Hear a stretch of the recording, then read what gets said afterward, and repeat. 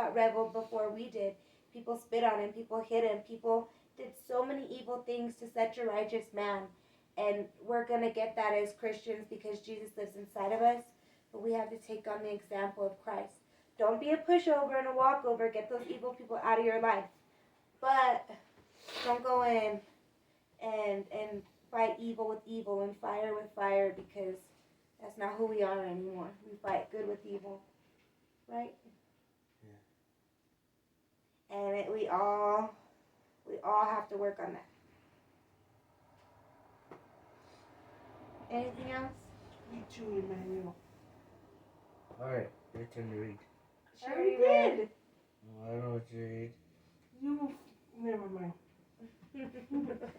I was paying attention because she was reading. No. It was basically the same thing in every single preaching. Trust in God, walk righteously. You hear that, Emmanuel? And I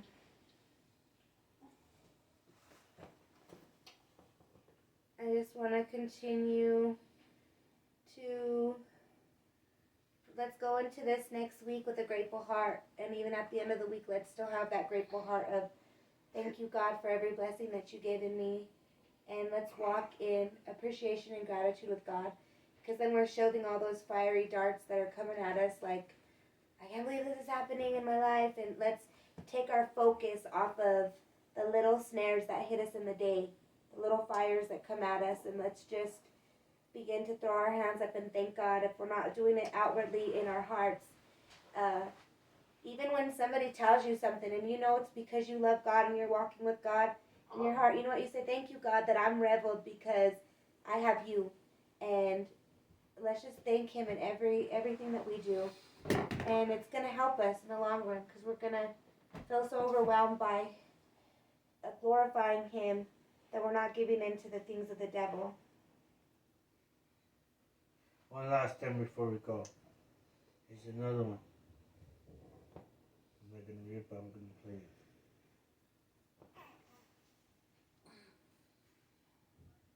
In my Father's house are many mansions. If it were not so, I would have told you. I go to prepare a place for you. John chapter 14 verse 2. Oh, that we could lift our eyes to those blessed abodes, those mansions of heavenly bliss, where no sorrow intrudes, where sin is unknown, where tears are wiped from off all faces, where there is no languishing body, no wasting sickness, no pining soul, no doubt, fear, darkness or distress, but one unmingled scene of happiness and pleasure, and the whole soul and body are engaged in singing the praises of God and the Lamb. And what crowns the whole, there is the eternal enjoyment of those pleasures which are at the right hand of God forevermore. But how lost are we in the contemplation of these things, and though our imagination may seem to stretch itself beyond the utmost conception of the mind, into the countless ages of a never-ending eternity, yet are we baffled with the thought, though faith embraces the blessed truth. But in that happy land, the immortal soul and the immortal body will combine their powers and faculties to enjoy to the uttermost all that God has prepared for those that love Him. Amen.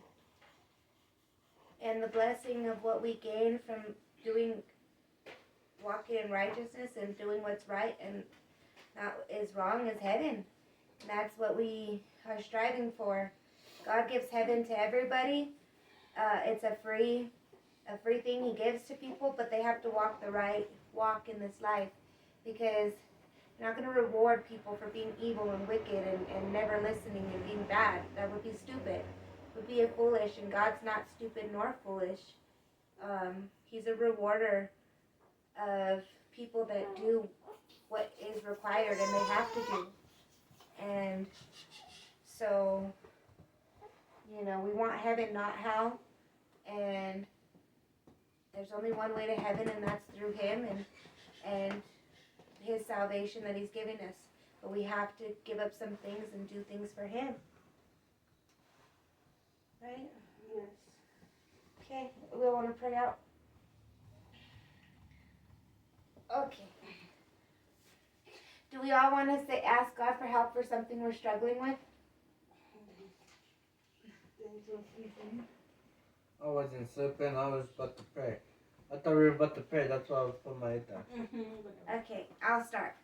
I want to pray. Something I struggle with is I get irritated really easy and I get irritable, and I know that that's not of God. And I'm asking God to forgive me for being irritated when things don't go my way, or people aren't doing what I think they should be doing, or I'm just getting irritated with my neighbor. And that's all sinful. That's my flesh, and it's not good. And I'm only human, but I don't want to be like that no more, Lord. So I'm asking with a repentant heart and humbling myself to say, God, I need help with irritation and being irritable, and help me to change that. I can't do it on my own.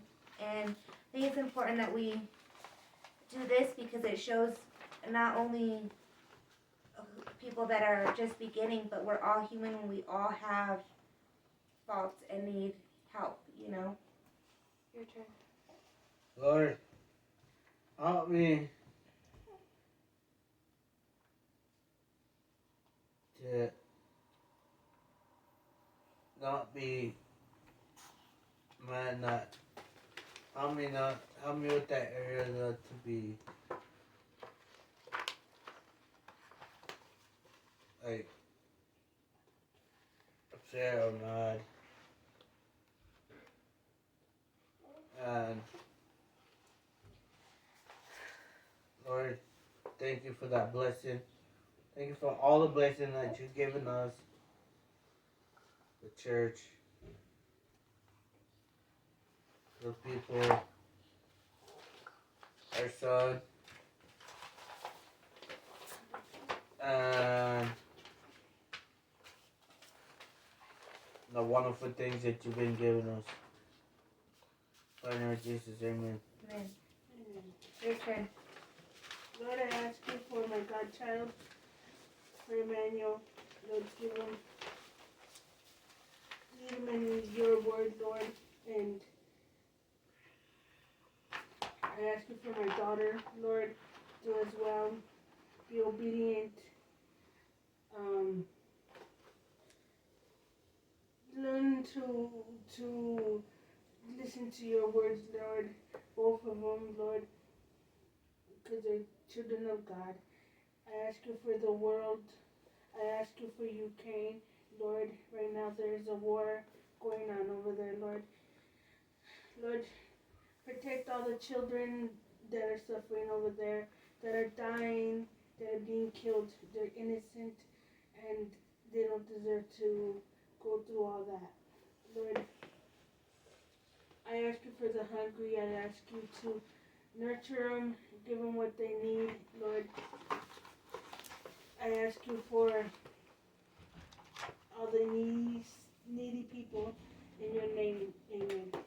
Amen. Amen. What can I draw? Oh, they're pretty.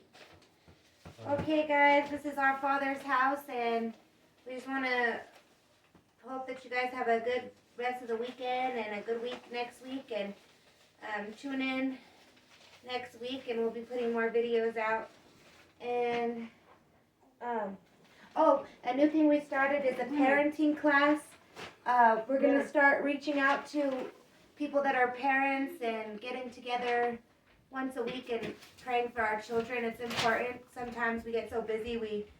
Even in the church, you could get so busy that you're focused on praying for everything else, but you want your church to be so set the way it should be, but you're forgetting about everybody with kids and children's church and praying for the children. So just want to set some time aside to get in a prayer for our kids and always know what's going on with them spiritually, so that they're okay. Because if we forget to really watch over them in that area, we don't know what the plans of the enemy's doing to grab them and take them away. So just don't be too busy for your kids. Know what's going on in their lives, and don't let your children do whatever they want to do. Obedience and structure, those things are good. I'm not saying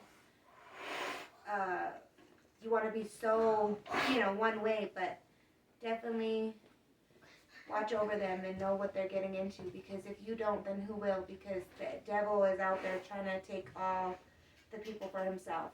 And he targets the younger generations because it's easy for him, and he's a coward, and so he tries to target them more than we even know, and we have to be on top of that. Okay, that's all the preaching I have for today. Bye. Bye. Have a blessed night. Bye.